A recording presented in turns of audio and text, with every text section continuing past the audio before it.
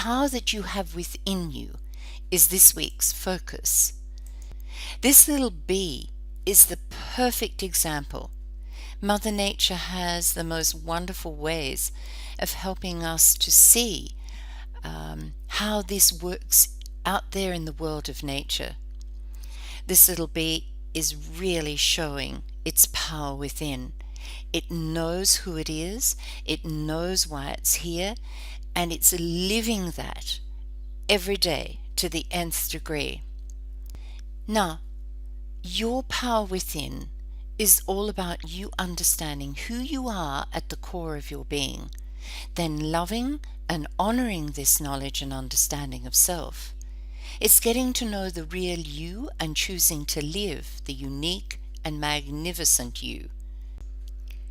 Now is the perfect moment for you to recognize and truly embrace the power that you have within you and begin to live life to the full.